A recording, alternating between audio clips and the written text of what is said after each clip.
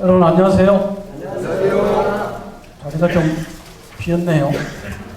지난번에 오신 선생님들이 거의 오신 건가요? 오늘 새로 오신 분 혹시 계세요? 네. 마침 복사가 과실로 인하여 1번을 다시 복사했어요. 그래서 그분 다 여러분들 드릴 수 있게 돼서 1번 나눠드린 것 중에 제일 뒷페이지 있죠? 네, 이게 좀 중요해서 이거 참고하시라고 하고 이제 오늘은 이제 좀 볼거리가 있으면서 강의를 하도록 하겠습니다. 네, 벌써 한 달이 지나갔네요. 국제순례길의 특징이라고 이름이 좀 어색합니다만 이름이라고 붙여서 국제라고 붙여서 이제 강의를 시작하도록 하겠습니다. 지난 시간에는 서울순례길의 국제순례지 지정에 대해서 서울순례길이 어떻게 국제순례지가 되었나, 그래서 국제순례지가 되었기 때문에 이제 이렇게 명명했으면 좋겠어요. 서울국제순례길.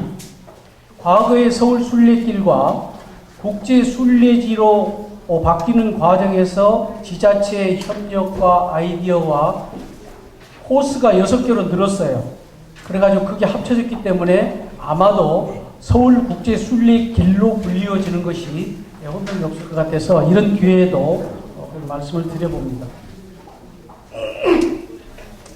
그래서 이제 지난 시간에 가장 중요한 것은 이 교회법에서 정하는 순례지한 등급이 3가지가 있는데, 이렇게 교구의 집권자가 지정하는 교구 순례지, 그리고 나라 단위로 구성되는 주교회의에서 선포하는 국가적 순례지, 그리고 교황청 성자가 인정하는 국제순례지, 이런 구분을 좀 해서 여러분들 기억해 두시면 순례를 하시거나 인도하실 때 굉장히 도움이 될 것으로 봅니다. 그래서 우리가 아시아 최초로 그런 국제순례지가 됐다는 것을 알게 된 그 과정을 공부를 했었습니다. 그래서 이제 지난번에 말씀드리기를 선포 이후에 이야기될, 전개될 상황, 그 다음 서울 국제순례길의 특징과 앞으로의 전망에 대해서 공부하기로 약속했었습니다. 오늘은 이제 두 번째 시간으로 서울 국제순례길의 특징에 대해서 알아보는 시간이고요. 특별히 이제 제가 집에 가서 생각해 보니까 여기가 해설자반이라기보다는 앞으로 살아가면서 순례를 해야 할 사람, 단체로 청담동이 함께 움직여서 순례를 해야 할 입장이기 때문에 마침 9월인가요? 평화방송에 이제 겨울 거 여름에 녹음하느라고 동복 입고 녹음했던 기억이 있는데, 그때 순례에 관해서 조금 자료를 못 든 게 있어서 오늘은 꼭 시간이 되면 중간을 생략하고라도 순례에 대해서, 순례가 뭔가, 왜 순례해야 되는가, 순례 영성이 뭔가로 이렇게 연결지어서 여러분들이 말씀드리고자 하니까 좋은 시간이 되셨으면 좋겠습니다. 오늘의 제목은 11월 9일 서울 국제순례길의 여러 가지 좀 특별한 점을 설명드리도록 하겠습니다. 서울 특징을 또 한 2가지 정도로 나눠서 말씀드릴 건데요. 첫째는 이제 뭐 간단하게 지난번에도 시간이 좀 남는 바람에 미리 말씀드렸던 우리 염수정 주기경님께서 언급하셨던 서울 국제순례지가 어떻게 국제순례지가 됐나, 그 점을 먼저 한번 말씀드려보고, 두 번째로 중요한 서울국제순례길의 정말 순례지 특성 중에서도 지역문화적 특성, 종교적 특성, 특히 종교적 특성을 심도 있게 살펴봐서 우리가 순례자로서 도움이 될 수 있도록, 평생 도움이 될 수 있도록 저는 목표를 이렇게 두어봤습니다. 국제순례지 선포에 관한 것은 말씀드렸다시피 우리의 지금 피상적인 생각이 이런 게 있어요. 외국의 산티아고는 어마어마한 그 800km의 대장도, 또 뭐 어디는 큰 이렇게 조형물, 또 자연물이 그냥 상상을 초월할 정도로 이렇게 다이나믹하게 이렇게 있는 이런 것만 상상하는데, 은근히 앙케이트 조사를 해보면 그럼 서울순례길은 어떻게 이렇게 국제순례지가 됐지? 이렇게 무슨 힘을 썼나? 이런 좀 뭐랄까 아주 자기 비하적인 이런 상상이 있어요. 그래서 제가 지금 지난번에도 좀 목청 높여 말씀을 드렸는데 자료가 없이 갑자기 좀 돌발 상황이 생겨가지고 제가 제대로 말씀 못 드린 것도 같은데, 한마디로 뭐라고 그래서 혹시 기억하시는 분 계실까요? 한 단어로 한다면 서울국제순례길은 스토리가 있는 순례지예요. 근대 이후의 모든 역사와 순교사와 그 에피소드가 각 조형물마다 점점이 방울방울 점쳐있는 그것이 이렇게 한 바운다리 내에 모여있는 이런 것을 말하자면 교황청에서도 발견하게 된 거예요. 그래서 우리가 1784년 이후에 종교를 받아들이고 순교자들의 이야기와 그들의 생각, 그들의 희망은 무엇이었으며 과연 무엇 때문에 순교했으며 무엇이면서 앞으로의 그 희망을 가졌던가에 대한 이야기들이 들어있어서 한마디로 얘기한다면 스토리라고 말씀하셨어요. 그래서 아마 스토리를 잘 기억하시면 우리 서울국제순례길은 스토리가 있는 순례길이다. 이것만 잘 기억하시길 바라겠습니다. 그래서 아무튼 국제순례지가 목적이 그거였어요. 이 아시아권이 서로 연대하고 또 이렇게 이성지 순례를 매개체로 해서 아시아가 연대하고 또 세계가 서로 연결되는 국제사회에 또 한국교회를 알리는 것을 목표로 했었는데 이미 1년이 지난 사이에 아시아에서는 엄청난 순례객들이 다녀갔습니다. 여러분들 뉴스를 보셔서 알겠지만 그래서 서울 일원을 중심으로 도보순례길이라는 것이 또 시기를 맞출 수 있었던 게 2014년 프란시스코 교황님의 방안에 맞춰서 구체적인 것이 지자체가 협력해서 많은 예산을 투입해서 만들었고 준비 과정에서 2013년까지의 서울대교구장 염수정 주기경님이 지정한 서울 속에 있는 천주교 순례길은 코스가 몇 개였어요? 3개였잖아요. 거기 지금 몇 개라고요? 6개. 그래서 이제 그 6개가 어떻게 구성되어 있는가. 우리가 순례자로서 무슨 특별한 해설가나 안내자가 아니더라도 우리가 하느님의 장막을 찾아 나서는 기도와 회개와 보석의 여정을 보낼 정말 공업계도 가까이 있는 서울 순례길을 다닐 때마다 잊지 않아야 할 이 순례길에 대한 청사진을 아마 그려드렸으면 해요. 머릿속에 들어있도록. 지금 복잡하지 않으세요? 안내서 같은 거 보면 엄청 많지요? 가긴 가는데 나중에 보면 내가 여기 갔다 왔나? 도장 찍은 거 보면 알겠지. 도장. 그저 도장 찍기가 아니라 정말 순례의 취지를 좀 서로 같이 공감했으면 하는 것이 저의 지금 바람입니다. 그래서 6개 코스로 작년 9월 14일 날 교황청 국제순례지로 지정됐습니다. 그래서 청사진이 훤히 들어있게 되면 물론 이제 저는 연구자이기 때문에 들어있습니다만 이렇게 한번 정리해 보겠습니다. 유적지가 몇 개냐면 이제 질문을 시작하겠습니다. 42개라고 되어 있습니다. 근데 거기에 11개가 중복 코스입니다. 그래서 31개 코스를 6개가 이렇게도 가고 저렇게 가고 만나고 해서 목적이 되어 있고, 이제 어떻게 그걸 구성되었는가, 나름대로 뭐라고 그러죠? 그 설계도를 한번 우리가 이제 찾아가 보는 거예요. 순례길의 특성을 알아볼 때 이제 지역 문화적 특성하고 종교적 특성, 특별히 서울 순례길 6개 코스가 된 것은 이제 우리만의 순례길, 우리만의 문화가 아닙니다. 모든 인류가 공유할 수 있고 함께 동참할 수 있도록 만들어져 있고 또 그렇게 가야 하고, 그렇기 때문에 이런 자료들도 굉장히 객관적으로 서술되고 있습니다.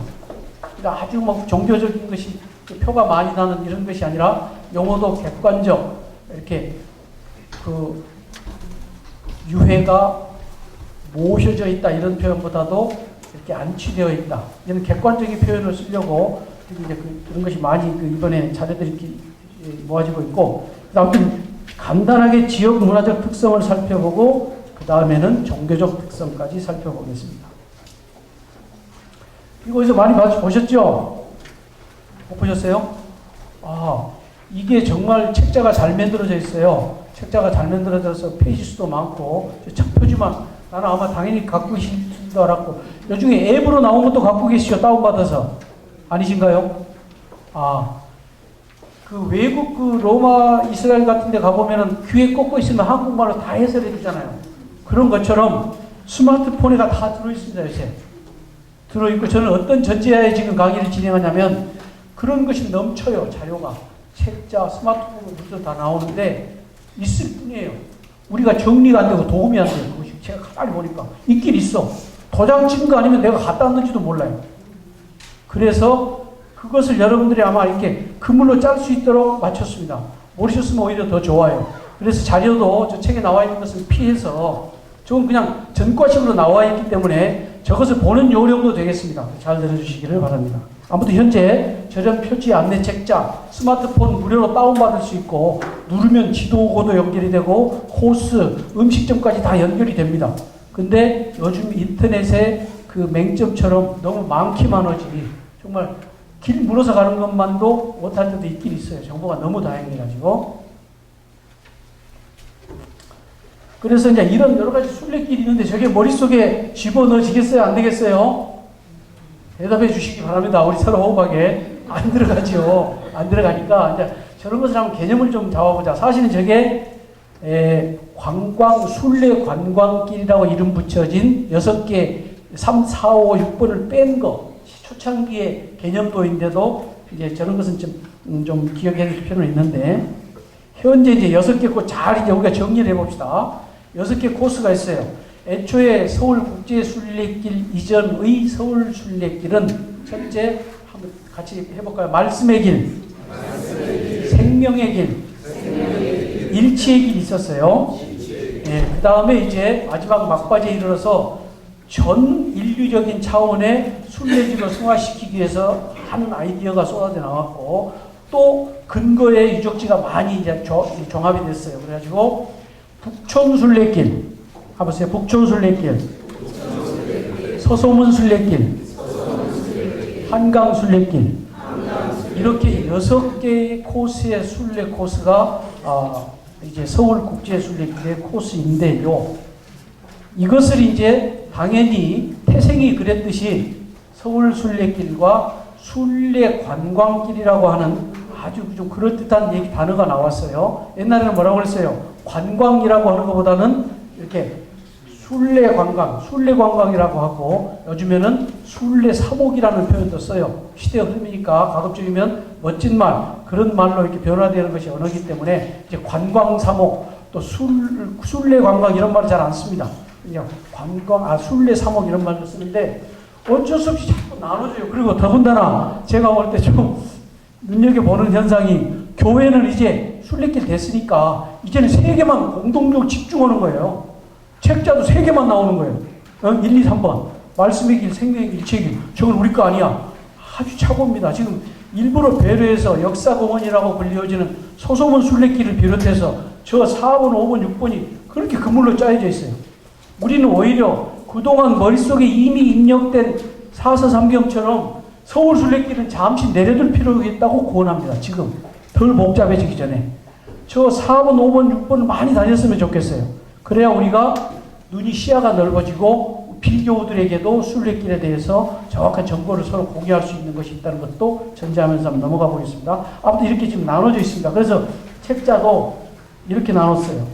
서울 순례길 중에서 1코스, 2코스, 3코스. 순례 관광길에서 1코스, 2코스, 3코스. 아무튼 이제 이렇게 흐름이 가고 있으니까 이걸 전제로 합니다. 근데 자꾸 할수록 저게 지금 머릿속에 들어있어야 돼요. 그래. 말씀의 길이 있고, 생명의 길이 있고, 일체의 길이 있고, 또 북촌순례길이 있고, 소소문순례길이 있고, 한강순례길이 있단다. 그럼 이제 저도 시간이 된다면 6개를 다 할 것이고, 아니면 우선은 또 순례를 떠나시는데 아마 중의를 먹을 때는 저렇게 일본을 갈 수밖에 없어요. 서울 순례길을 갈 수밖에. 그래야 되는 줄로 또 생각이 되는데 절대 아니라는 말씀을 드립니다. 나중에 저쪽에 코스를 만드는 것을 보시면요. 그 다음에 이제 그래서 이렇게 이제 말씀, 생명, 일치가 있는데 이 서울국제순례길의 특징은 뭐냐면 이 순례길에 스며 있는 이 한국 천주교회의 역사가 종교 역사의 틀을 벗어나 있어요. 섞여 있어요. 근대 역사와 교회 역사뿐만이 아니라. 그리고 그냥 그것을 큰 맥락 속에서 한국 근현대사의 역사의 맥락 속에서 함께 존재한다는 사실을 우리가 공감하고 공감을 서로 이렇게 권하면서 나가자는 것이 이 서울특별시하고 지자체잖아요. 그 다음에 서울 이 순례 유적지가 연결됐어요. 그래가지고 이렇게 성령의 도우심이겠죠. 중구, 종로구, 마포구, 용산구 지자체장들이 힘을 합치게 됐고 서울 순례길 예산이요. 여러분 모르시겠지만 10년 동안 시의회를 통과를 못했습니다. 이만큼씩만 가고. 근데 갑자기 전격적으로 이게 통과돼가지고 급물살을 따지게 된 거예요. 영원히 안 됐을 수도 있었어요. 그러면 서울 순례길만 갖고 이렇게 좀 일부만 될 수도 있었는데, 여기에 보면은 조계사, 대한성공회, 또 양화진, 그 외국인 선교자 묘역, 이런 것은요, 과거 같으면 개신교처에서 반대합니다. 그런데 끼지도 않으려고 그랬어요. 근데 그게 다 해서 역사가 이렇게 이루어지고, 또 우리의 역사인 운영국 노락당이나 서울 시립미술관, 마포 음식문화거리, 한강순례길 이런 게 들어가서 있고, 먼저 1코스를 보겠습니다. 1코스에 보면, 이 1코스는 지금 지도부터 좀 보여드리면, 이게 지도인데, 자료에는 이게 확대경을 봐야 보이는 거예요. 그래서 이런 개념도들을 자꾸 가까이 하시면 좋은데, 지금 여기 명동 대성당에서 김봉우의 집 명례방, 이백의 집 수표교, 그 다음에 좌포처, 종로성당, 광희문, 그 다음에 가톨릭 대학교 성신교정까지 이어지는 이 개념도가 굉장히 중요해요. 하나의 같은 세부적인 지도보다는. 이 1코스는 이 서울 도심 중심에 있는 명동 대성당에서부터 시작해서 천주교 창립터 김범호의 집터를 지나서 서울의 역사 도시를 진지하게 살펴볼 수가 있습니다. 이것은 한국 천주교의 시작, 어떻게 한국에서 천주교가 이렇게 교회의 형태를 갖추면서 뿌리를 내리게 되었나를 알 수 있는 것이 이 1코스의 특징입니다. 이게 이런 것도 잘 기억해 주시면 참 좋겠어요. 그 다음에 또 이제 먼저 한번 전부를 훑어볼게요.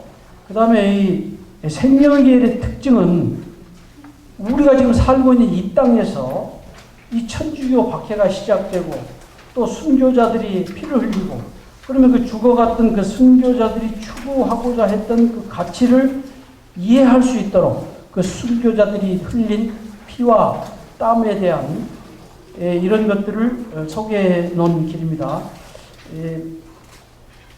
먼저 이 말씀의 길은 총 3시간 정도 소요되고요. 이 생명의 길은 약 2시간 정도 소요됩니다.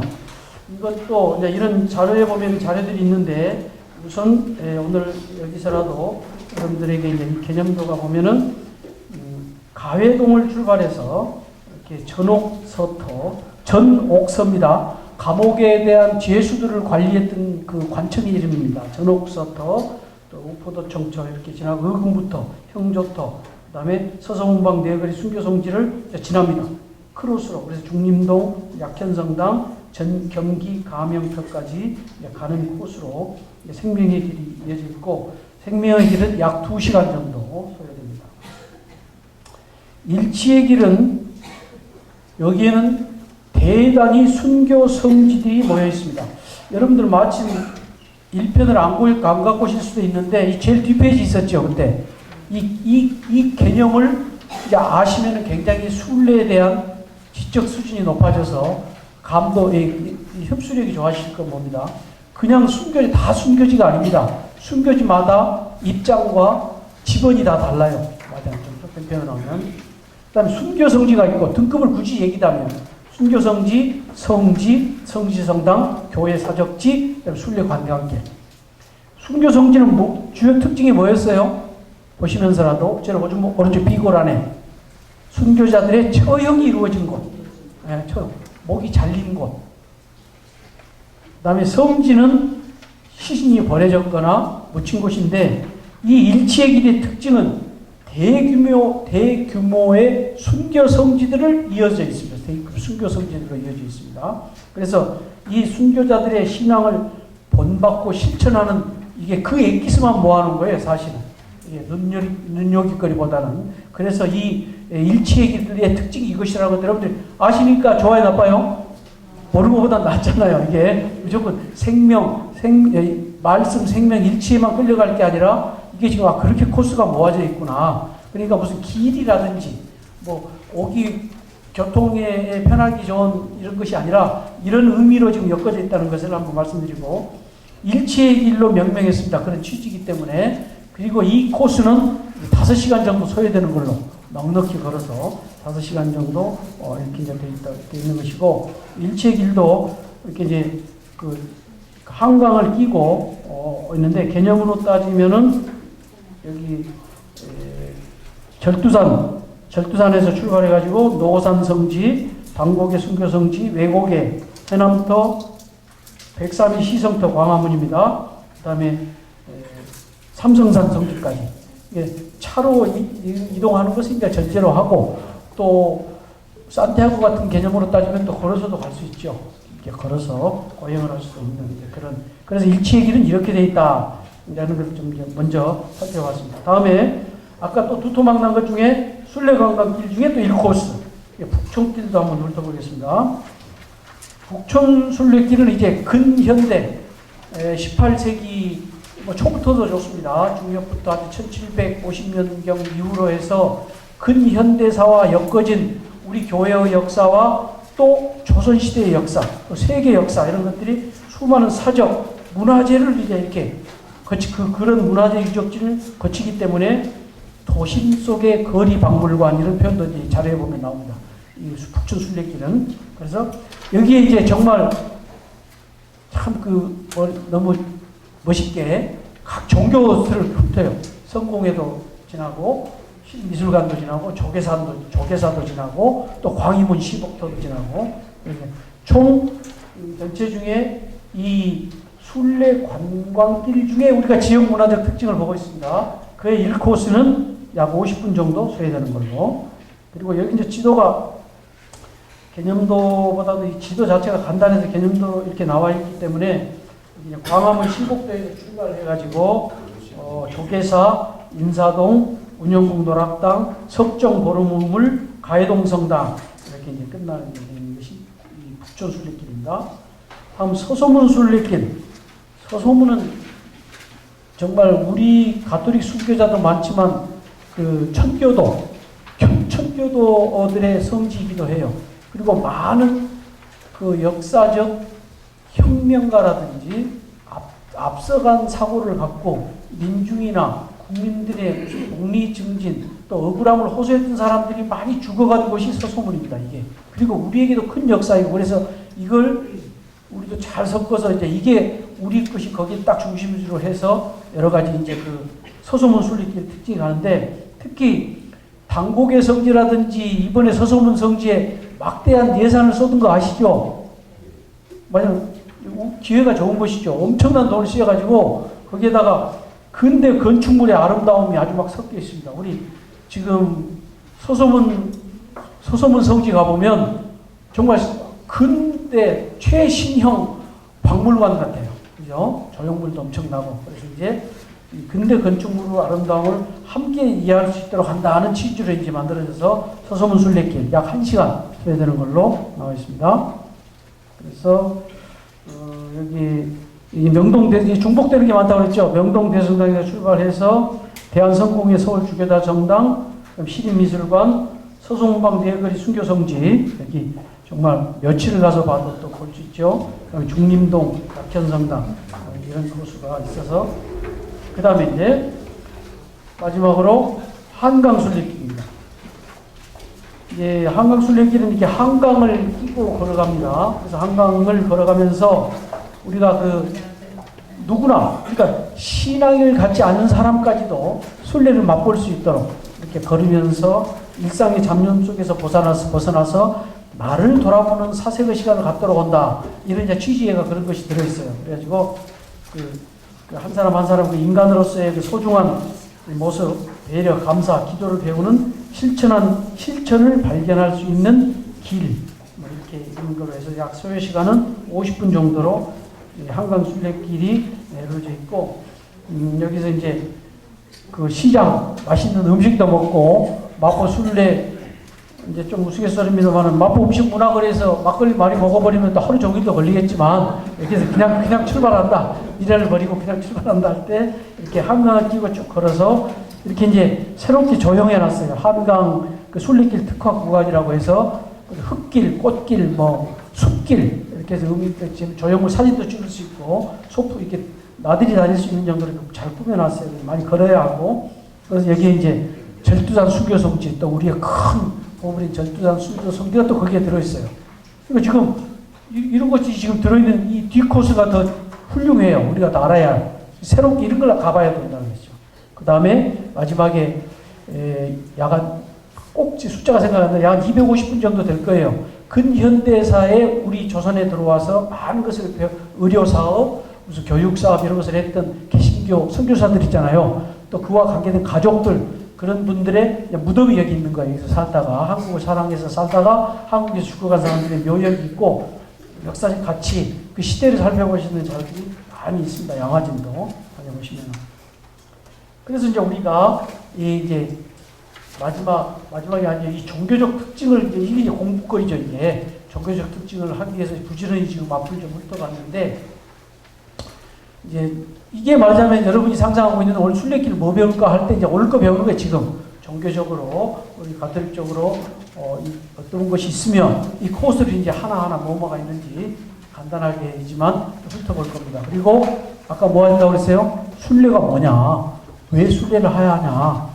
순례 영성이란 게 뭐냐? 그 질문이 사실, 참, 그렇지. 우리 그 잊어버릴 때가 많아요. 어때요? 있지요. 우리가 잊어버리고 그냥 순례만 갈 때가 많잖아요. 사실 그래요. 그냥 막 성지 순례 간다고 막 떡하고 물 싸가지고 막 갔다 온다니까요. 그럼 이제 저는 이제 이걸 들여다보고 있는 사람으로 봐서는 자꾸 이게 중요한데, 순례가 뭐냐? 그 공부하고 가야 되잖아요. 순례를 왜 가냐? 그 공부하고 가야 되고. 그럼 그래서 무엇이 키워지는데, 무슨 영성이 키워지는데, 그래서 저는 이거 꼭 오늘 말씀드려야 되겠다. 지난달에는 생각 못 했는데, 그래서 오늘 이걸 갖고 왔습니다. 아까 성지는 뭐라고 그랬어요? 순교자들이 처형된 것이 가장 중요한 근거예요. 그래서 이제 제1코스는 그래서 저는 이렇습니다. 아까 소개해드린 책자, 인터넷, 자료들에 보면 또 모든 강의들도 그냥 나열이에요, 이렇게. 나열인데 저는 지금부터라도 여러분이 그런 개념을 가졌으면 좋겠다. 성지를 그냥 갔다가 여기 광화문, 서소문 갔다 오는 게 아니라 여기는 무슨 성지인가 말이죠. 여기에 순교 성지인지, 그냥 성지인지, 성당인지, 교회 사적지인지도 세분해보면 재미가 있겠어요, 없겠어요? 재미가 있죠. 재미가 있죠. 서울하고 부산이 다르잖아요. 크기도 다르고, 느낌도 다르고, 환경이 다르듯이. 근데 하여튼 내가 한국에 두 도시 갔다 왔다, 좀 억지로 만든 말이지만 그런 결과밖에 안 되잖아요. 우리 순례를 다녀와도 어떤 순례지를 다녀왔는지 32개를 외울 수가 없다니까요. 이게 지금 이 베이스가 안 깔려 있으면. 그래서 그러면 저는 그래서 이렇게 자꾸 보시는 연습을 해주셨으면 좋겠다고 권하는 거예요. 말씀의 길에는 어떤 성지가 있는가? 그러면 제일 높은 등급이 뭐라고 했어요? 성지 있잖아요. 그러면 뭐가 있냐면 광화문 성지 하나 있어요. 말씀의 길에는. 광화문 성지. 대단합니다. 광화문 성지가 과연 누가 이렇게 될지 어떻게 알았어요? 그저 옛날 신당동 그 장례 지나고 상례나 많이 지나다녔고 그랬잖아요. 점친대만 많이 있었고. 서종태 박 교수님이 794위의 근거를 찾아냈어요. 거기에 묻히거나 버려졌던 순교자들 이름을 다 찾아낸 거예요. 과거 문헌에서. 이게 지금 성지가 된 겁니다. 광화문. 그래서 성지를 한번 훑어볼 텐데, 과거 이 성지가 이렇게 지금 복원이 돼서 자리를 잠시 옮겨서 옮겨져 있습니다만, 아무튼 광화문 성지가 있고, 성지 성당은 뭐라고 그랬어요? 유해가 모여져 있는 곳. 아시겠죠? 긴 설명 안 하고 일단 이것만. 그래서 경배는 그냥 경배하는 거 아닙니다. 하느님하고 마리아하고 경배 등급이 다르잖아요. 기억하시겠지만 하느님은 흠숭이라고 그러고 흠숭지례이고 마리아는 공경지례일 뿐이에요. 그죠? 그리고 인간적인 눈으로 볼 때 도지사 어머니한테 하는 인사보다 대통령한테 하는 인사가 좀 더 크게 할 수 있잖아요. 인간적으로. 더 높은 분이니까. 그러니까 인간 중에서 가장 예수님께서 기도를 잘 들어주실 분이 누구예요? 마리아님이시죠. 마리아. 그래서 우리는 공경할 뿐이잖아요. 교회에서, 교회 법적으로 그냥 경배가 아니죠. 경배는 하느님의 종만을 경배하도록 되어 있습니다. 아시죠? 그죠? 여러분들 그냥 아시는 거 상기할 뿐이에요. 그냥 여기도 거룩하고 저기도 거룩하고가 아니라 하느님의 종만을 경배하도록 교회법에서는 규정하고 있어요. 그러니까 종로 얘기가 지금 이 성지성당은 굉장히 중요합니다. 그리고 유해가 모셔져 있고 또 103위 순교 성인은 경우는 이제 법적으로 경배하도록 직급이 높여지고 권장하는 것이죠. 당연히 그러면은 유해도 존경받습니다. 아시겠죠? 그래서 그 유해를 우리가 공경하는 것입니다. 그래서 명동대성당, 종로성지성당이 말씀의 길에 있는 성지성당입니다. 이렇게 한번 우리가 이런 식으로 옆에서 엮어보자는 거예요. 비단을 짤 때. 수직적으로만 짤 게 아니라. 교회 사적지라는 것은 뭡니까? 이제 순례가 이제 가봐라. 이거 참 좋은 것이라 순례가 권장되어지고 또 권장하지 않아도 스스로 찾아가게 되는 이런 것들이 이제 교회 집권자의 아직 공식적인 지위는 부여받지 못했으나 이런 장소나 물건들을 얘기합니다. 그러니까 여기에는 이제 그 신심이나 이런 봉헌 자료들이 전시되고 안전하게 보관해야 하고 그래서 예산이 많이 이렇게 투입이 됩니다. 그래서 보존할 수 있도록 이게 없어지거나 훼손되지 않도록 하는 것이 있습니다. 이런 것들을 이제 교회 사적지라고 하는데 말씀의 길에 있는 교회 사적지는 보시면은 이제 성지성당은 광화문만 있죠. 성지성당은 명동대성당과 종로성지성당. 교회 사적지는 이렇게 6개가 교회 사적지로서 말씀의 길에가 있다. 근데 하나하나 보자면 광화문은 1396년에 한양 도성을 창건할 때 각 사대문 사이에 있는 사소문, 사대문 사이사인 사소문 중에 하나이고 또 이제 중간에 어떤 용도로 쓰였냐면 이제 죽은 사람들 죽으면은 왕족이 아니면은 도성 안에 못 묻으니까 밖으로 나가는 그래서 시체가 나가는 문이었다고 해서 시구문이라고도 하고 또 이제 하수구 같은 것이 흘러나가는 역할을 많이 했다고 해서 여러 가지 이제 시구문인데 시신할 때 그 시구문으로 불립니다. 그래서 이 광화문 밖에 많은 순교복자들과 순교자들이 묻히거나 버려졌던 것이 광화문이고 역사적 가치를 몰랐기 때문에 방치되어 있고 무너지고 했다가 또 길이 또 먼저 나는 바람에 장소를 옮겼어요. 광화문은 조금 옮겨서 안쪽으로 들어서서 그 큰 길가에서 들어서서 이렇게 들어있는데 그래도 복원은 시켰지만 예술적 가치가 높고 정말 예쁘게 잘 만들어진 것 같아요. 저런 형태로 자리 잡고 동네 한가운데 자리 잡고 있기도 참 쉽지를 않은데 광화문이 있고 명동대성당은 1898이죠. 그 외우기 좋잖아요. 미술관 아시죠? 명동성당 미술관. 그 이름이 1898이잖아요. 그래서 1898년에 만들어서 1898. 아주 이름을 잘 지어진 것 같아요. 우리 같은 사람 외우기 좋으라고. 근데 한국 천주교의 상징이잖아요. 한국 천주교의 상징이고, 또 서울대교구의 주교자 성당입니다. 그래서 이 땅에 이제 한국 천주교의 공동체가 최초로 세워진 것이고, 이제 이 성당이 세워짐으로써 무슨 상징성이 있어요? 완전한 신앙의 자유가 확보되고 확립되었다는 뜻이었잖아요. 여러 가지 정치적인 여러 가지 그 과정을 거치면서 그래서 이제 오른쪽에 있는 그 흑백 사진과 또 명동 성당의 조명받고 있는 명동 사진. 그 다음에 이제 지금 모양이 좀 볼품이 없어서 종로 성당이 좀 별로인 줄 알았는데 성지 성당이란 말이에요. 그러니까 우리가 이제 관심 가져야 돼요. 거기에 그리고 적은 예산으로도 많은 걸 어떻게 간직하려고 하고 그랬더라고요. 거기에가 많이 있고 문서 같은 거 보관하고 해서 아무튼 그래서 이제 이게 상징적으로 이게 포도청 성당입니다. 그런 말 들어보셨어요? 네. 그 전에 뭐 좌포, 우포 막 이렇게 모여있던 곳이고 치안을 담당했던 곳이고 또 종로 3가 또 지금 치안센터가 있던 자리이고 그래서 우리 교회에서 서울교구에서 이름을 붙일 때 가칭 포도청 성당이라고 했어요.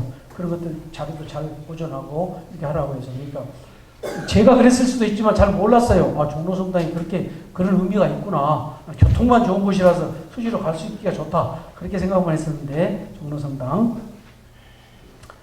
그 다음에 김보무집 1784년 말에 이제 세례받고 라몽 신부 세례받고 이승원님이 오셔서 이렇게 처음으로 공동체를 이루고 했던 곳, 또 장학원토 그 악기를 다루는 사람들을 관리했던 청이 있던 장학원터가 이곳이고, 미리 한번 말씀드려보면, 이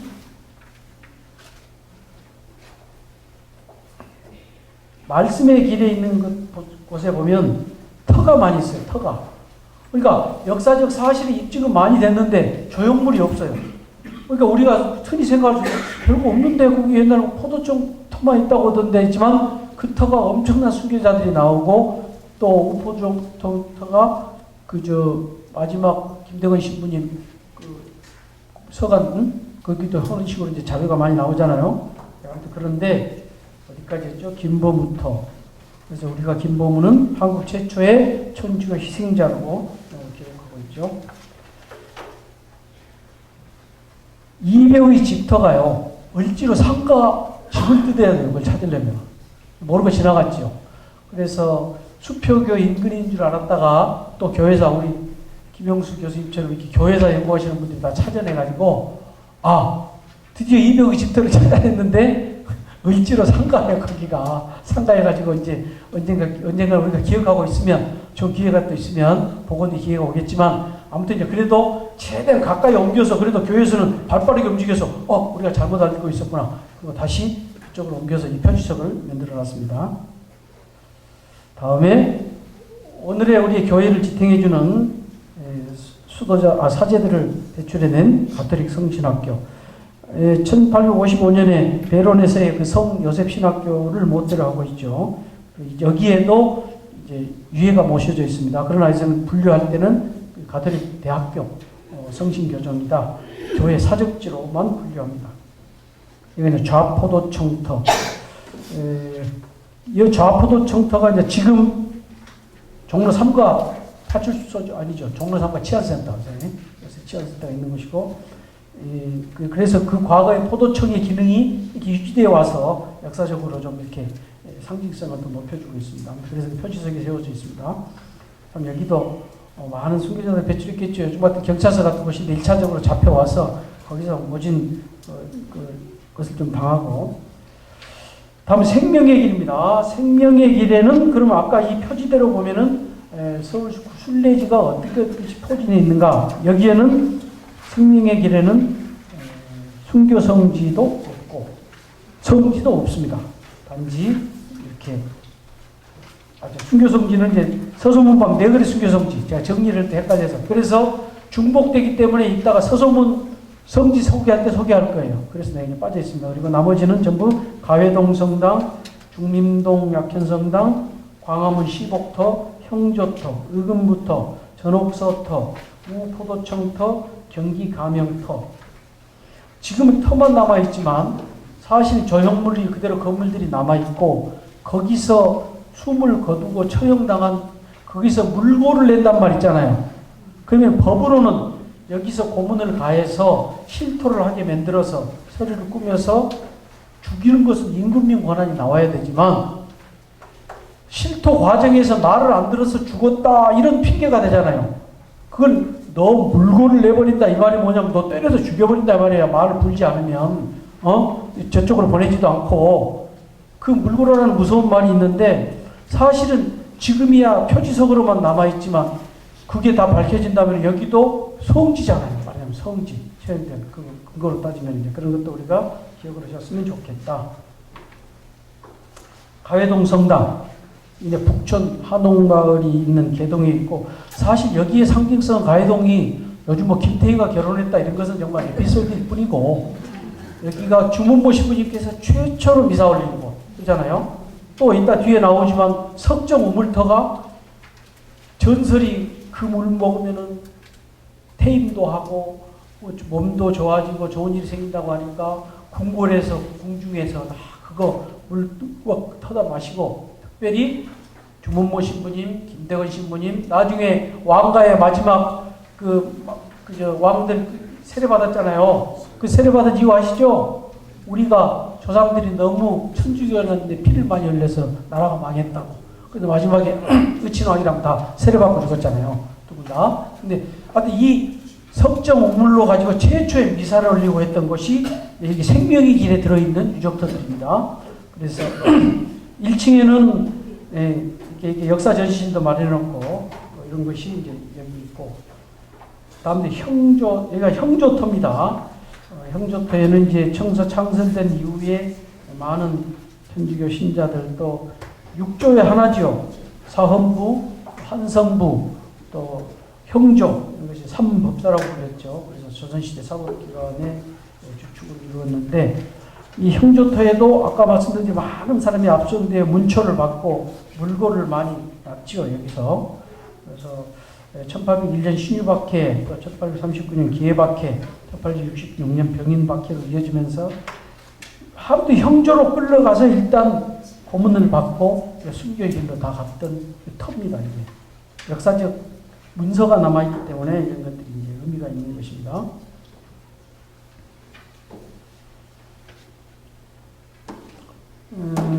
그 다음에 이곳이 이제 우리 순례지 쓸 때 이런 의미를 붙입니다. 마지막 순교자들이 희생된 곳. 점점 박해도 피해지고, 병인박해 이후로 이제 그 뒤에는 많은 교회가 이제 묵시적으로 신앙을 좀 갖고 있었는데, 아무튼 천주교의 마지막 순교자들이 희생된 곳을 이렇게 우리가 우포도청터라고 하고, 충청도 공주 지방에서 사모하시던 비게트 신부님 그리고 신자들이 공주 가면 거쳐서 이 우포도청으로 와가지고, 또 김덕은 신부님도 순교하시기 전에 여기서 마지막 옥중서가 작성한 곳이 이 우포도청 등촌입니다. 우포도청터. 그 다음에 여기가 경기 가명터인데요. 이 서울에가 경기 가명터가 있었어요. 그래서 지금 대교구가 서울대교구잖아요. 제가 지금 광주대교구 소속이기 때문에 이런 말씀드리는데, 광주대교구에는 순교에 대한 흔적도 별로 없어요. 그러니까 관심도 없어. 왜 그러냐? 잡히면 전주 가명으로 보냈어요. 그러니까 이렇게 경기도 지방에서 잡히면 경기 가명으로 보내는 거예요. 일단 거기서 막 묻혀놓는 거예요. 그러니까 지금 현재 광주에는 없어. 눈을 씻고 봐도 억지로 만들어 놓은 것밖에 없어요. 제가 거기 있어도. 그러니까 우리 김희생 주교님이랑 옥주 교님이랑 다 교회사 전공 오신 분들이잖아요. 근데도 없어. 전주교가 다 가 있는 거예요. 전주. 그래요? 지역주의에 의해서 전주가 있기 때문에. 그러니까 경기 가명을 말씀드리려고, 우리가 서울을 제외한 이 밖에 있는 곳을 잡히면 전주 가명터가 엄청난 하여튼 큰 교도소, 그 경찰서 같은 곳이었죠. 그래가지고 경기 가명터가 역사적으로 굉장히 주목받고 있습니다. 그래서 이제 신유박해를 기점으로 이쪽으로 많이 끌려와서 문초를 받고 신앙을 증거했고, 또 증거의 흔적들이 많이 남아있기 때문에 저희 경기 가명터가 굉장히 관심을 갖고 있고요. 제가 이제 사진은 미처 다 하기보다는 이제 그 다음에 의금부라든지, 의금부에서는 비서실 같은 곳이잖아요. 임금의 왕명으로 직접 죄인을 추궁하고 이런 것을 맡아보던 기관이었고, 그래서 이제 주로 의금부에서는 양반층, 지도층, 신유박해 때는 아주 양반들은 또 양반 대접해가지고 방법을 달리 썼지 않습니까? 그런 것을 주로 의금부에서 했고, 의금부 앞마당이 말하자면은 국사범들 모여서 이제 직접 역적들, 임금이 직접 놔줘서 그냥 칼도 휘두르고 사실이었어요. 제도가 그렇게 돼 있었어요. 생명을 중시한 것도 같아요. 제도적으로 보면. 그래서 사람 죽고 사는 걸 굉장히 하고, 무조건 임금의 윤허가 있어야 하여튼 목을 쳤어요. 그러니까 실제 담당하는 사람들은 물고 내버리는 거예요. 그냥 임금이 뭐 도와드린다고 미리 그냥 때려 죽여버리는 거예요. 그냥. 그리고 옥에서 억사하고. 좀 얘기 밖으로 가면 안 되는데 시간 없어서, 제가 표의 시말이라고 이제 정약전 사실 좀 공부를 좀 했었어요. 근데 그 표류객들 얘기를 보면은 조금 크게 나눠서 보면, 외국에서 오는 사람들 있잖아요. 하멜 표류기라든지 이런 말 들어보셨죠? 외국에서 우리로 온 사람들에 대한 배려가 조선시대에 전혀 없었어요. 맞아, 먹일 양식이 없어. 문순득기가 5년 동안 표류를 해가지고 오키나와로 해서 해서 필리핀으로 해서 마카오로 해서 걸어서 한양으로 해서 돌아갈 때까지 그 나라마다 외국에서 표류해 오는 사람들에 대한 예산이 있었다니까요. 치료해주고 먹여주고 재펴주고. 우리나라만 없었던 거예요. 너무너무 창피한 거예요, 지금. 창피한 것까지는 없지만, 지금 보세요. 이렇게 소득이 높아졌는데도 유네스코에서 아직까지도 우유 받아 먹는 거 안 주겠다고 하는 나라가 우리밖에 없잖아요. 맞아요. 먹을 게 없어도 옛날 선진국들은 남 도와줬잖아요. 우리 텔레비 보면 너무 불쌍하니까. 근데 그런 것처럼 우리나라가 나 깜짝 놀랐어요. 우리나라가 없어서 정약용이 시급 만들자고 정조한테 건의했잖아요. 내가 유배를 와보니까 내가 막노동을 해야지 먹고 사는 거야. 가르치다 서당을 열든지 그것도 없으니까 사정을 해갖고 그거 자기 집에다 연락해가지고 우리나라만 죄인들에 대한 배려가 전혀 없었던 거예요. 그 서당 여는 수밖에 없고 가면은 굽실굽실하고 아주 망신을 주고 그렇게 살았던 거예요. 왕족들도 가면은 왕 옷을 갖다 해주지 않으면은 헐벗고 굶주려다 죽으시 우리나라입니다. 에피소드인데 그래서 그 나라에는 다 있었어요. 오키나와가 됐든 필리핀이 됐든 마카오가 됐든 가난한 나라들도 인도주의자라는 것이 있어가지고 그 매개주고 문순득이가 너 어디 가고 싶냐면 어디로 보내달라고 그래서 와서 다시 한국으로 돌아왔던 것이 그 표의 시마리가 나와 있는데 그래서 이제 국사범, 강상죄 이런 것은 무슨 말이냐면 이제 삼광오린 위반하는 거 의금부에서 그런 걸 주로 다뤘습니다. 전옥서, 그래서 전옥서가 나오는데 뭐 경찰서 때만 그랬으니까 전옥서라는 것은 뭐냐 옥에 갇힌 사람들을 관리하는 관청이었어요. 이름이라도 쓴다든지 얘가 누구지 뭐 누구라든지 혹시 저기에 양반 이들이 있으면 빼가지고 저쪽으로 옮겨준다든지 이런 전옥서터가 있는데 그래 전옥터에서 일단 그 다음에 형조로 가서 이제 아주 무서운 검찰청 같은 데로 가는 것이죠. 형조가.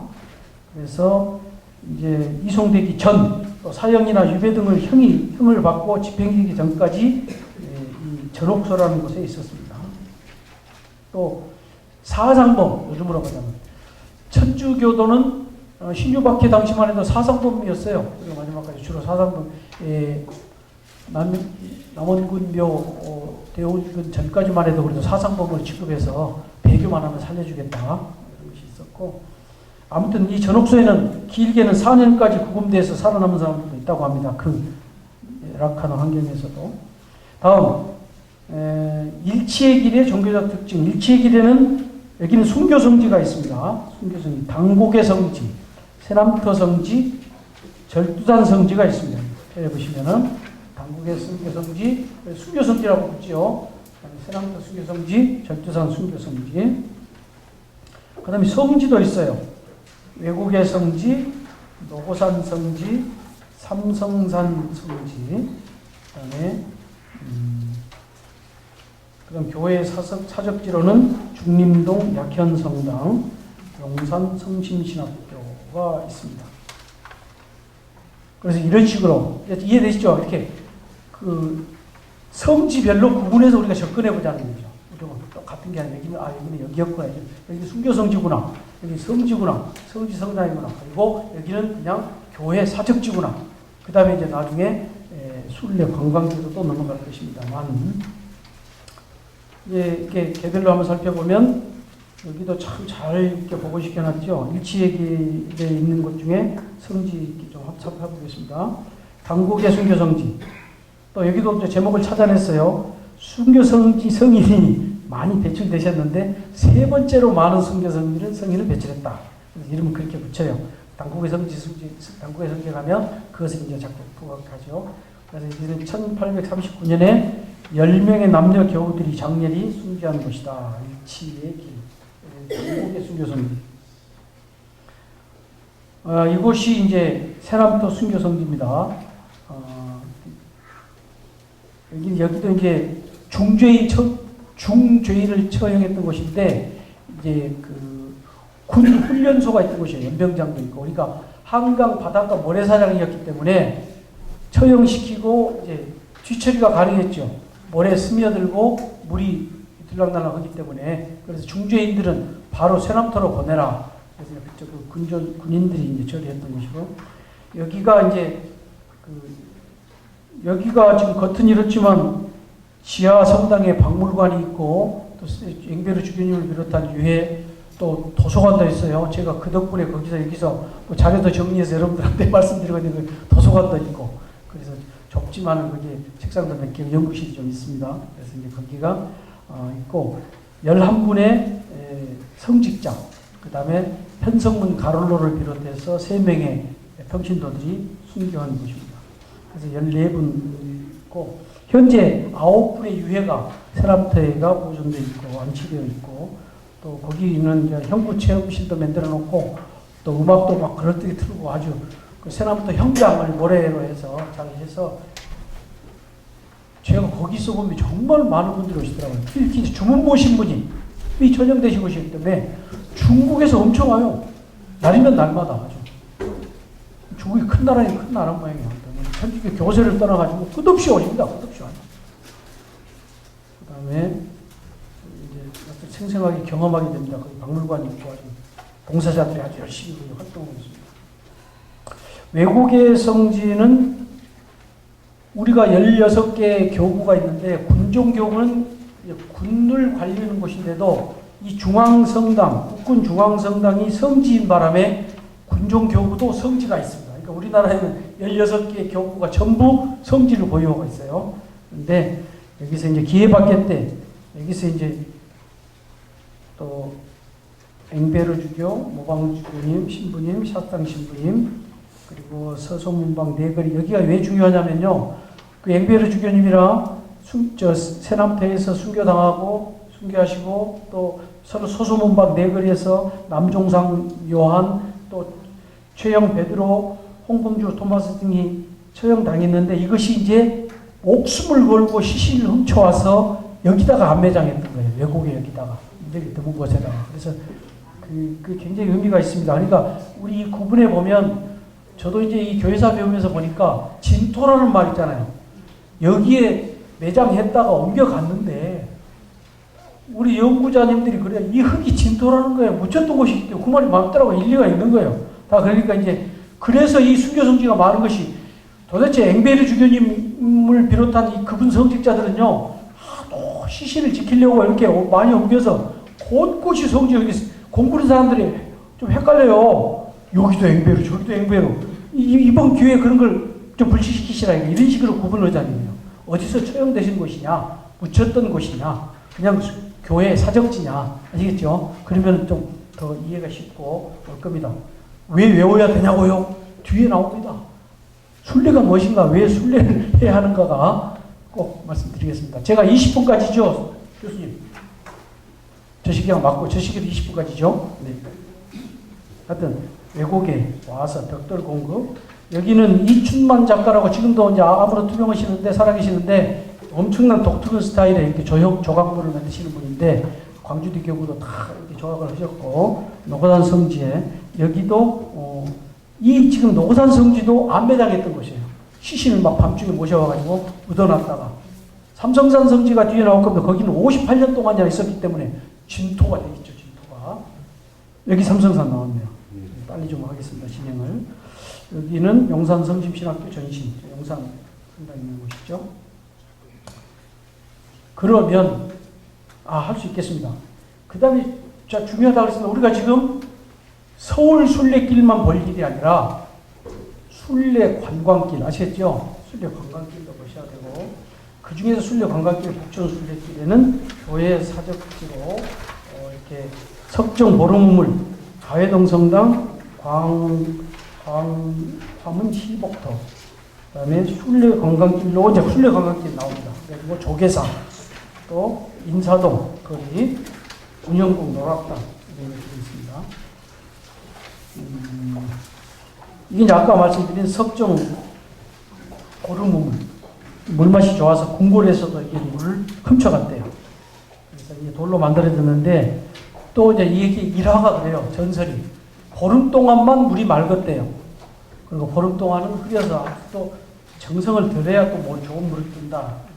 아무튼 주문모 신부님께서 순교하실 때까지 개동에 숨어 계셨잖아요. 미사 때, 첫 미사 때부터 그렇고 이 석정 보름물로 세례를 주었다고 전해지고요.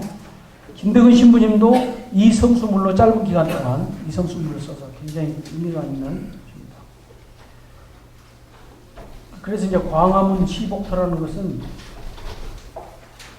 대전교구 내포연구소에 가면은 그분이 제일 먼저 주창하셨는데 김정환 신부님이라고 연구소에 하셨는데 광화문을 보면은 빛으로 변하는 곳이랍니다.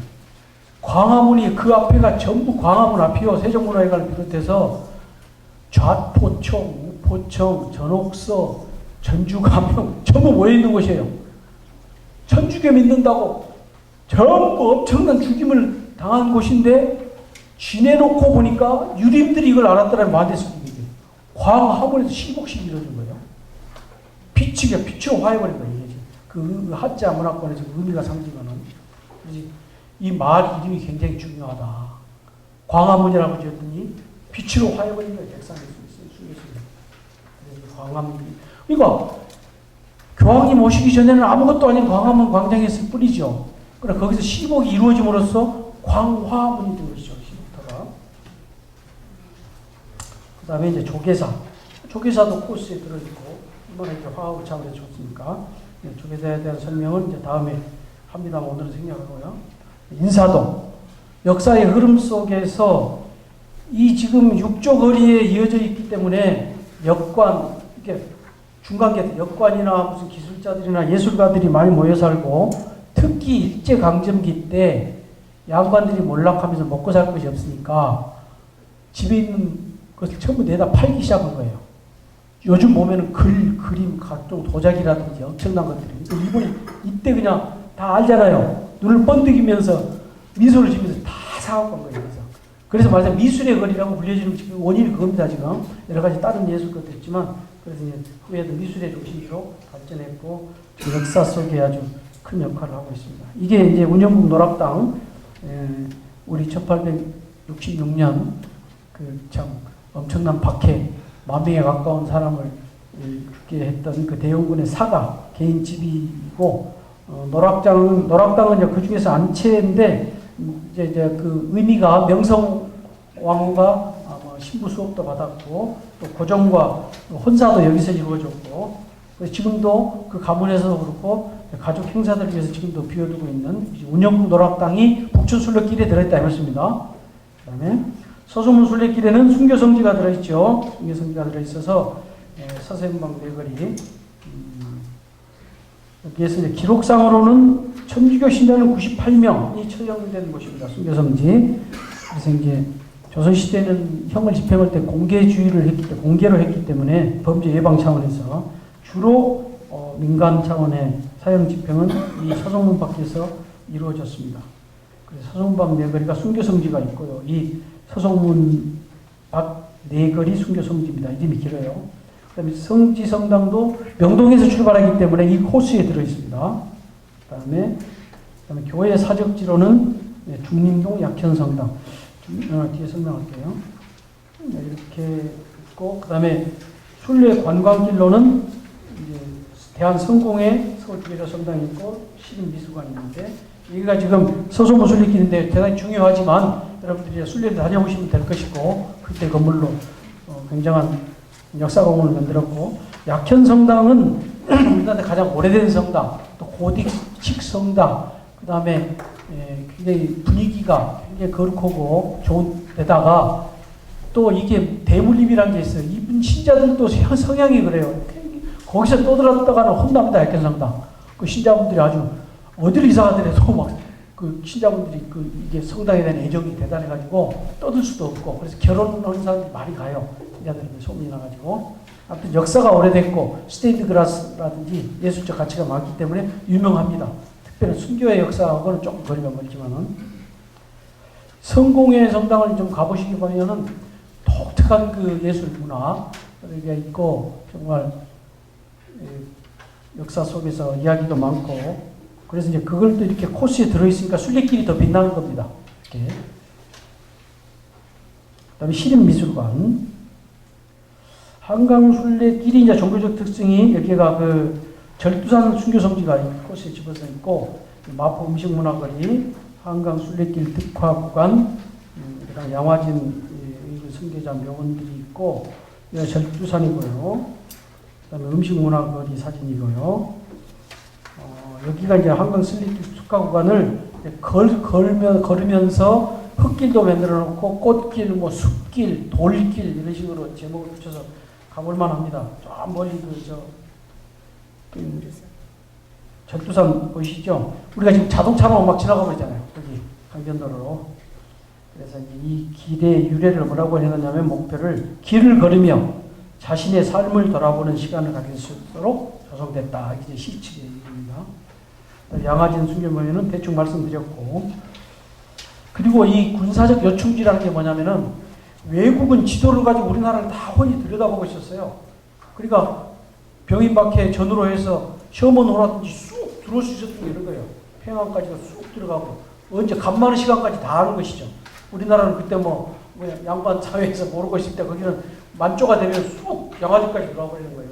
양화진에 적합을 세우고 절두산에서 목을 뱉던 상징적인 이유가 여기가 이 서양 애들이 여기가 상징적으로 그래서 양화진이 군사적 요충지였습니다. 조선시대까지 관리도 파견돼 있었고 영성에 대해서 간략히 말씀드려 보겠습니다. 순례는 일단 순례를 가려고 하는 그곳이 거룩해야 됩니다. 그죠? 그러니까 특히 서울 순례길을 뭐 그냥 시간 없으니까 그냥 건너뛰면서 말씀드리면 그냥 순례길을 혹시나 그냥 갔다 오는 거 뭔가 유명한 관광지가 됐다는 거야. 그잖아요. 뭐 전 세계적으로. 그것도 그건 부수적인 것이지 이건 거룩한 곳을 지금 가는 겁니다. 우리가 순례길요. 그래서 순례라는 말이 붙은 것은 순례는 일단 가고자 하는 것이 거룩해야 하고 그곳을 이동을 해야 돼요. 거기에서 살고 있는 사람이 혹시 있다면 나는 날마다 성지 순례한다? 이건 성립이 안 된다는 것이 교회사적인 이제 용어의 정의입니다. 걸어서 이동을 해야 돼요. 하느님이 눈에 보이지 않잖아요. 아브라함의 장막 뭐 그러잖아요. 그럼 자기 세례명이 세실리아라면 세실리아의 장막 어디에 계실지 모르는 그 장막에 계신 하느님을 만나러 이동을 해야 되는 거예요. 그쪽으로. 그게 순례라는 겁니다. 그리고 거기에서 그냥 갔다 오는 게 아니라 우스갯소리가 생각이 나는데 그만 듣겠습니다. 그냥 갔다 오는 게 아니라 뭐 철수야 내일 당에 갔다 와 그랬더니 아침에 오늘 없어진 거야. 그냥 갔다 왔더니 어디 갔다 왔니? 밤에 났다니까 장에 갔다 오라고 그랬잖아요. 장에 가는 식으로 순례를 그냥 갔다 오는 경우가 되는 거예요. 거기서 뭔가 영적인 선한 것을 얻어야 되는 것이죠. 그래서 결론부터 말씀드리면 회개와 보속이 따르는 것까지가 순례입니다. 거기에서. 그건 행위가 이루어져야 돼요. 그냥 갔다 와서 도장이 아니고 도장 아무 의미 없어요. 거기에 현존하시는 하느님을 만나고 있기 때문에. 그래서 가기 전에 당연한 얘기지만 내가 왜 순례를 가야 하는가라는 지향이 있어야 되고 그 자세가 돼야 한다는 거죠. 이제 아시겠죠? 이제 기억나시죠? 그런데 잠시 그러니까 지금 어디 가는 게 중요한 거야. 내가 여기 지금 무슨 마음으로 갔다 와야 되는가? 가서 하느님을 어떻게 만나고 올 것인가? 일단 하느님 만나러 가는 거예요. 순례라는 게. 이게 지금 교환 정말 바울 2세가 얼마나 인기가 있었는지 고별식 미사할 때까지 600만 명이 다녀갔답니다. 600만 명. 그래가지고 국가에서 그만두라고 막고 어쩌면 이렇게 들어왔는가 TV 보면 되는데 그잖아요. 또 김수환 추기경님 저는 이번에 조광 교수님이 바쁜 일이 있어서 가져가세요. 그래갖고 티켓 줘가지고 명동성당에서 다행히 10주년 뭐하러 가는 게 TV 봐도 되는데 나 옛날에 살아계실 때 악수도 해봤는데 그게가 아니라 그 역사의 현장에 있어야 한다는 게 이 순례하고 접목이 됩니다. 인간의 본성이라는 거예요. 본성. 그걸 안다는 것과 내가 그 현장에 있었다는 것. 뚜껑이 덮이기 전에 요한 바오로 2세를 아래를 해야 되겠다는 거예요. 그 600만 명이 왔다 간 거예요. 줄을 서가지고 10시간씩 줄을 서가지고 김수환 추기경님 10주기라고 그것도 또 10주기라고 또 줄을 서서 와요. 기차를 타고. 왜 그런가? 뚜껑이 덮이기 전에 바오 요한 2세 마지막 이별을 저렇게 하고 그 엄청난 힘이 체험이라는 체험. 아시겠죠? 그러니까 이게 순례를 반드시 이동을 해야 합니다. 이동해야 하고 꼭 걸어가야 하는 것은 아니에요. 오늘 시간이 없으니까 그 얘기 못할 것 같은데 루르드에 가는 것과 산티아고를 걷는 것은 다릅니다. 루르드는 헬리콥터를 타고 가든 엎혀서 가든 루르드에 가서 그 성수를 먹고 마시고 거기서 미사를 드리고 회개와 보석을 하는 것이 중요합니다. 산티아고는 자동차 타고 가면 인정을 안 해줘요. 세 가지. 걸어가든지 자전거 타고 가든지 말 타고 가든지. 세 개 아닌 것은 순위를 인정을 안 해요. 그게 이제 그 굉장히 분류 방법이 있는데 이제 제가 이제 갔다 온 사람에서 말씀드리면 그 세 가지 중에 제일 쉬운 게 뭐냐면요. 걷는 거예요. 자전거처럼 힘든 게 없고요. 말은 얼마나 힘드냐면 먹이고 똥 치우는 것이 제일 큰 거예요. 그런데도 이제 자기 목적이 있어요. 내가 옛날 순례자들의 그 모범을 본받아서 내가 힘들어도 돈이 들어도 말 타고 갔다 오리라. 공댕이가 다 벗겨져도. 그러니까 그런 것이 우리가 안 타본 사람은 말이 쉽지 않은데 그런 것처럼 이제 순례의 어떤 이동성을 지금 말씀드리는 겁니다. 그런데 직접 간다는 것이 성지순례를 왜 하는가에 대한 여러 가지 의문에 대한 답 중에 하나도 가야 한다는 거예요. 우리가 그 성지에 가서 이곳이 종로, 내가 몰랐던 종로 성당인데 여기에 유해가 있고 이 체험이 굉장히 중요하다는 것이죠. 거기서 현재 목도하고 예수님을 옷자락을 잡기 위해서 구멍을 뚫고 내려오는 것이 유서 그런 순례 행위들이죠. 이게 김수환 주경님도 했고 하느님을 찾아가는 행위가 순례의 전통이었고요. 그 다음에 이제 이 미사산이 있는데 이 미사가 이루어져야 되는 거예요. 미사가 얼마나 소중해요. 미사를 하기 위해서 뭐 해야 돼요? 미사 때? 영성치 해야 되잖아요. 영성치를 하기 위해서 뭐 해야 돼요? 고백성사 해야 되잖아요. 고백성사 하기 위해서 뭐 해야 돼? 회개해야 되잖아요. 그 정점이 이 미사인 겁니다. 이 미사. 순례가 거기 와서 자꾸 이제 난 우스갯소리로 말씀드린 도장도 중요하지만 이 직접 가가 지향을 두고 내가 하느님을 만나러 가겠다는 지향을 갖고 그 마음의 자세로 가서 체험을 하고 만져보고 눈으로 보고 느껴보고 회개와 이 미사를 하고 신부님 모시고 하는 것이 제일 멋있는 게 완성이 된다는 거죠. 그래서 이 야외 미사가 이 사진이 너무 좋은 거예요. 뭐야, 뭐 바깥에서 천막 쳐놓고 막 이상하죠. 이거 너무나 거룩한 장면들이에요, 이게 지금. 그냥 뭐 식당 하나 갔다가 빌려와서 높아야 되니까 또 벽돌을 많이 해보셨죠, 전례분들. 예? 그냥 책상은 또 안 돼, 이게 낮아가지고. 그것이 순례 행위의 정점이라는 것이죠. 그런데 이런 사진들이 어설퍼 보이는 이 바위 위에다 놓고 이런 것들이 물론 석상이 제대이긴 하지만은 그래서 한번 사진으로 해봤고요. 마지막. 공짜가 없습니다. 순례 갈 때 우리는 선물을 들고 가야 됩니다. 선물. 결혼식장에 그냥 가입니까? 처갓집에 가라고 그러나? 영어를 잊어먹었더니 갔다 와서 빈손으로 오니까 또 갈 때도 이바지를 갖고 가죠. 그래서 엄청난 금은 보화나 이것을 가지고 가십니다. 그래서 저도 가서 어디 신부님과 성함이 생각나는 어디 논문에서 본 건데요.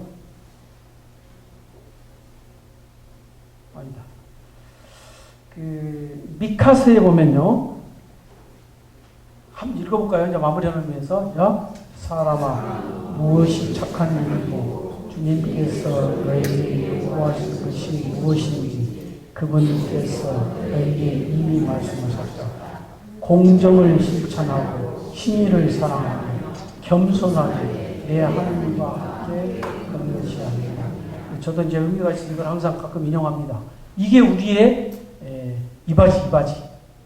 순례 갈 때 그냥 갈 게 아니라 이 이바지를 가지고 예물로 가서 같이 하지 않겠느냐. 그러면 뭐 여러 가지 있습니다만 맞춰보고요. 마지막에 그런 이제 의미는 아까 그렇게 하면 되고요. 이 정신이 이것이고 이기락 신문이 논문 중에서 몇 개 좀 뽑은 것들 내가 이렇게 써놨는데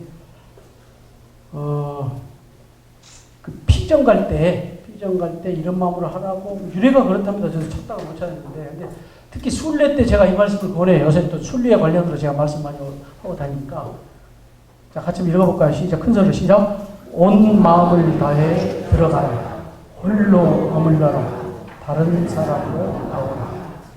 순례를 가실 때 그래서 책자가 있어도 소용이 없잖아요. 그래서 이번 기회에 이제 정리가 혹시 되셨다면 역시 성지인가 순교 성지인가 성지 성당인가 교회 사적지인가 이런 걸 좀 구분해 보고 또 이바지 서울도 이바지라고 그러죠.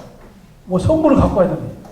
아까 공정을 실천하고 사랑하고 이것을 잘 신의를 사랑하라.